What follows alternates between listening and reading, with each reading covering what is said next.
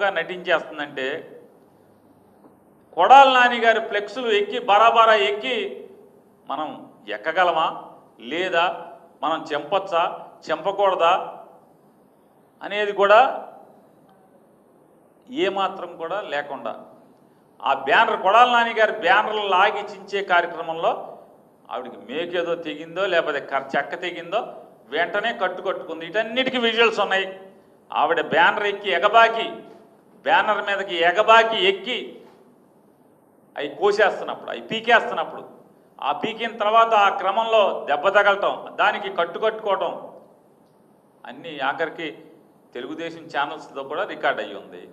Record అయ్యి ఉన్న దాన్ని వాళ్ళ కారు వెనక సీట్లో కూర్చుని కారు గుద్దాడని చెప్పని కేసు కడతాం అంటే ఇంతకన్నా దగాకోరు ప్రభుత్వం, దివాలా కోరు ప్రభుత్వం, తప్పుడు కేసుల ప్రభుత్వం, సైకో ప్రభుత్వం ఎక్కడ ఉందా నన్ను ఇప్పటివరకు చరిత్రలో ఎక్కడా లేదు.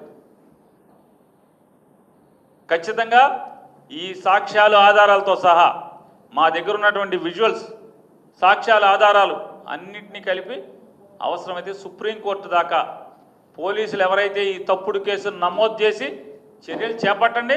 ఖచ్చితంగా మిమ్మల్ని కోర్టుకి ఏడ్చకపోతే ఈ ప్రభుత్వాన్ని ఎవరైతే ఈ తప్పుడు కేసులో కనుక రాము మీద కేసు నమోదు చేసి అరెస్ట్ చేస్తే కనుక మేము వెయిట్ చేస్తాం. మీరు చేయండి. ఖచ్చితంగా న్యాయస్థానాల్లో మిమ్మల్ని నిలబెడతాం అనేది కూడా ఖాయం. మా దగ్గర అన్ని సాక్ష్యాలు ఆధారాలు ఉన్నాయి.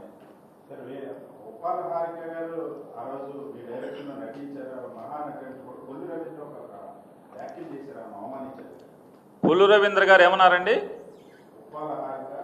వేమిరెడ్డి ప్రశాంతి రెడ్డి గారు మహాతల్లి, ఉప్పాల హారిక గారు అంటే అగ్రవర్ణాలకు సంబంధించినటువంటి ఒక రెడ్డి కుటుంబాల్లో ఉన్నటువంటి ఒక జమీందారీ కుటుంబం, అత్యంత సంపదతో కూడినటువంటి సంపన్నురాలైనటువంటి వేమిరెడ్డి ప్రశాంతి రెడ్డి గారు మహాతల్లి.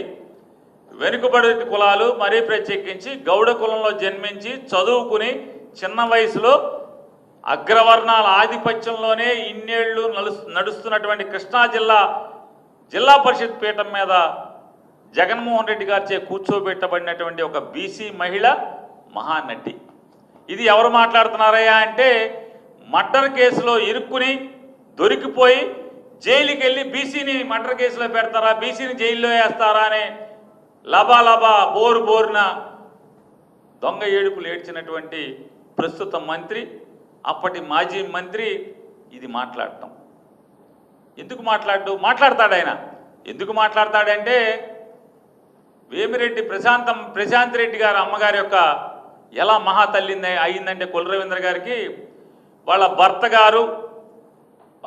గారు చుట్టూ ఉండేటువంటి మనుషులు జిల్లాలో ఎవరిని కూడా ఏ క్వార్ట్స్ మైన్ ఓనర్ని కూడా క్వార్ట్స్ని మైనింగ్ చేయనివ్వకుండా ఎక్స్పోర్ట్ చేయనివ్వకుండా కేవలం ఎంపీ గారు అంటే ప్రశాంత్ రెడ్డి గారు వాళ్ళ కుటుంబం మాత్రమే ఎక్స్పోర్ట్ చేయాలి, మైనింగ్ వాళ్ళే చేయాలి. ఎవడు చేసినా ఆ క్వార్ట్స్ తెచ్చి వీళ్ళకే అమ్మాలి, వీళ్ళ ద్వారా ఎక్స్పోర్ట్ చేయాలి.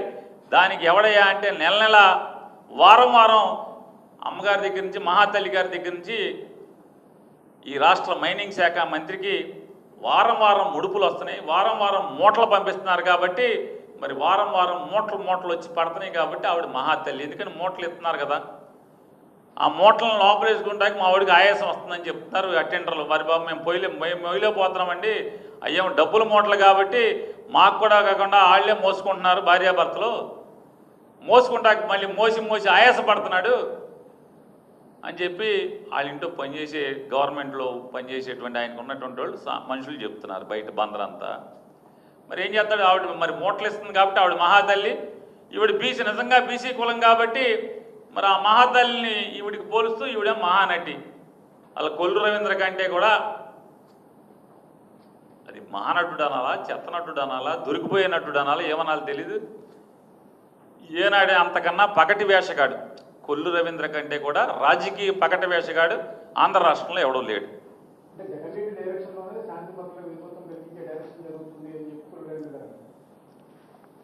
ఏమండి 11 ఛానల్స్, 2 పేపర్లు, తద్వారా మీడియా మీద బతికేటువంటి రాజకీయ పార్టీ ఆడదు కాబట్టి వాళ్ళకి కావాలి ఆ డైరెక్షన్ ఈ డైరెక్షన్. గుడివాళ్ళ నియోజకవర్గంలో మీటింగు ఎవరిని అప్పుడు వాళ్ళందరినీ గంజాయి తాగిచ్చి బ్రాందీ తాగిచ్చి ఎవరు నుంచోబెట్టారు? మేమా? జగన్మోహన్ రెడ్డి గారు నుంచోబెట్టారా? లేదా గుడివాడ ఎమ్మెల్యేకి డైరెక్షన్ జగన్ గారు ఇచ్చాడా? వాళ్ళందరినీ అక్కడ దారి కాయండిరా కొడాలి నాని కన్వెన్షన్లో వైఎస్ఆర్ కాంగ్రెస్ పార్టీ మీటింగ్ జరుగుతుంది, ఆ మీటింగ్కి వెళ్ళే దారి కాసి మీరందరూ బాగా తాగి గంజాయి తాగి బ్రాందీ తాగి కర్రలో రాడ్లు ఉంచుకుని కొట్టండి అని జగన్ గారు డైరెక్షన్ ఇచ్చాడా? ఎవరు నుంచున్నారు? వాళ్ళు ఎందుకు నుంచున్నారు? పోలీసు ఎందుకని ఒక 150 మంది పోలీసులు అక్కడ లోకల్ డిఎస్పీ గారితో సహా సిఐలు ఈఏలు మొత్తం అందరూ ఎందుకని వాళ్ళని కాపలా కాస్తున్నారు? ఎంకొట్టుడు కొట్టాలి కదా. ఏం చేస్తారన్న? శాంతి భద్రతకు విఘాతం కలిగిస్తే ఏం చేయాలి పోలీసులు?